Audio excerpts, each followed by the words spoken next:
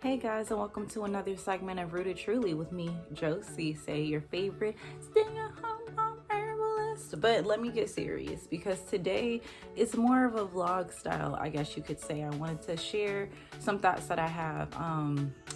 Ever since that low vibrational plate thing, it's unlocked a lot of thoughts within me, and the main thing is because I've seen a lot of people, I've seen a lot of people, be like, oh, that's ridiculous, and all that stuff. But what's also really ridiculous that I see time after time, week after week, month after month, year after year, is us calling soul food slave food. Yeah, we're gonna talk about that, or I'm gonna talk about that, and you can talk about it in the comments. Anytime I see someone call soul food slave food, it tells me that they are uneducated and, dare I say, ignorant. And I use the word ignorant in love. I know that's hard to believe, but I really do mean ignorance in love, because that means that you just are not knowledgeable on the subject at hand. Now, I know for a lot of us, because we are Black Americans specifically, we feel like we are the experts because we have been, deemed the best person to make the Big Mac and cheese, or, like we've eaten 20 tons of chitlins over our lifetime, or we know how to prepare collard greens. So we feel we have every right to do that. Part of the problem with that I definitely have is I'm not knocking the new wave of Black American people that want to be vegan or vegetarian, pescatarian. We are all trying to do better and cut down those generational curses of illness, because in our community, hypertension and diabetes and strokes and heart attacks and stuff, they run rampant for us. When we go to the doctor, we don't really know if it's hereditary or if it's just because we don't eat well, so I'm not knocking anybody for that. What I am saying is that while we are making better health choices to give those that come after us better health choices and teach them how to eat properly, we do not have to dump on, or disrespect the meals that came before us. And I'm going to tell you why, because some of you guys may not have, and I would suggest to you that if you have not seen my baked mac and cheese history video, please do. If you have not seen my pot liquor video, please do, because those are a baseline for this very conversation. A lot of our soul food, to me, is not just based on survival, because that's really all that we know, is that our ancestors were not allotted, the ability to get the foods that they wanted. A lot of our recipes came from leftovers and scraps, and again, just a survival mentality. So I think because that's our only narrative, is that a lot of our food came from survival, then we automatically glue like some type of traumatic response to it, because we love saying that.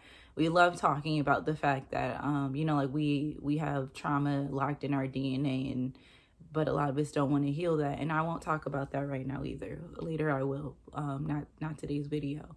But we have put all these negative connotations with soul food that we have completely missed the most beautiful parts of the history of it. And you're probably like, well, what do you mean? Because we know, where it comes from. And I say, we know partly where it comes from.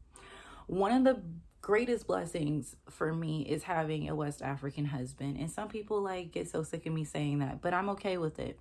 The reason why I say that is because it has made me a lot less stupid to the connections of my culture and those of my ancestors. It's made me closer and more appreciative of who they were as people, and not just the fact that they managed to live past being beaten and, slaving in the hot sun for me to be here. When we eat things like collard greens, when I look at how my husband makes plazas, that's what they call where he's from. When I see how he eats his greens and I see how we make our greens, it's not that far off. There's some meat in it a lot of times. There's some, vegetables sometimes in there. There's, they throw the whole kitchen sink. Like my husband's made meals where he's had smoked turkey and smoked fish. And I'm just like, how does this make sense? But when you eat it, it's delicious. When I see how he makes peas and how I make peas or collard greens, they're similar. There's distinct differences because the ingredients are different. His seasonings may be different, but the inherent baseline is still there. When we and him were first married our first year, we sat and talked. We would literally just sit and talk and compare meals. Just sit and talk and compare meals. Again, like black eyed peas, like collard greens, how we make meat, things of that nature. And so when I think about my ancestors, I no longer see them as people who were just off on a plantation gathering what they could and sopping it up with, like a piece of cornbread that they managed to sneak away from the big house or whatever like that. I see them as people who got off of a boat onto land to a strange space, a violent space, and they found comfort in things that were familiar. I imagine their small joy, maybe a brief sigh of relief of knowing that they could find strength for another day because the people who decided to brutalize them and own them did not know that their secret is some of the things that they were able to get their hands on were familiar. I think about how they were able to create new recipes that also held on to who they were. Those recipes were born from memories of their own mothers, passed down to them to where they use that to mold new recipes that they gave to us. So when we sit there and we look down and say, that's slave food, I'm not eating that, that's slave food, it's bigger than just some candy yams, babe. It's bigger than baked mac and cheese, because I'm going to tell you something about that baked mac and cheese. No, we do not need to eat it every day. No, it is not good to consume on a huge regular basis. But that baked mac and cheese, that started with a black man who was allowed to at least hold on to his passion of cooking and find self-expression while being enslaved to where his only freedom was making that baked mac and cheese. I'm so tired. Like, I'm exhausted. I'm like so exhausted with the consistent disrespect because we are so big on wanting to be woke and finding ourselves. Oh, we over here wearing dashikis, not even knowing that a lot of Africans don't even freaking call it dashikis.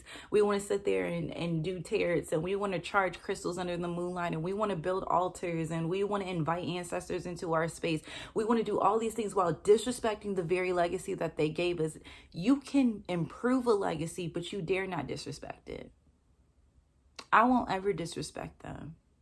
That food held their memories of their mothers, their grandmothers, their fathers, their tribes, the resources that they had to leave behind. Those recipes was them having discovery, them building community, them building strength. And I'm going to call it slave food and make it like I'm too good when all I have to do now that I have the freedom to do is create better recipes out of the recipes that they did make out of survival. I don't want to hear that no more. Like, you can put in my comments, I don't give a crap. I don't want to hear it no more. Stop calling soul food slave food. We don't have to fry our chicken. But where my husband's from, they fry chicken. They use cornmeal, but they fry chicken where he's from.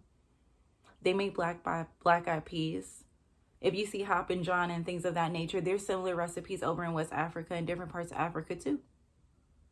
And they still eat it. They don't know nothing about no slave food, but they still making their food and they're still enjoying themselves. And we're over here looking down on it because now we want to be so woke. You can kill a generational curse of hypertension and high blood pressure and increased sugar and everything else in between without spitting on what was left for you. You make it better.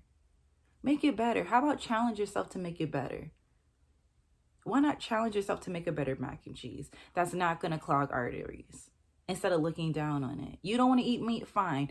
Don't be a meat eater. If you feel like being vegan, our people were never meant to be vegan, and whatever you feel like doing, you do that. But in the midst of it, don't you dare look down on what was done to get your behind here. Because those collard greens got your behind here.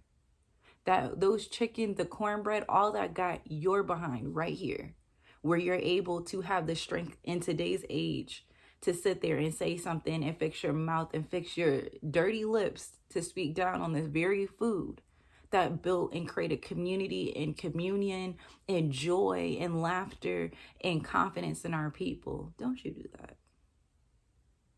Because when we do that, then we're allowing other people to also feel that way. And I will not give anybody the space or the ability to ever speak negatively about something that my ancestors did with pride. No. So yeah, that's just how I feel. That's a thought that I have. And so I'll see you guys again soon on a more educational type. So share your thoughts with me in the comments. Tell me how you feel. If you feel the same, cool. If you don't, we could talk about that too. But I'll see you guys again soon. Thank you for watching.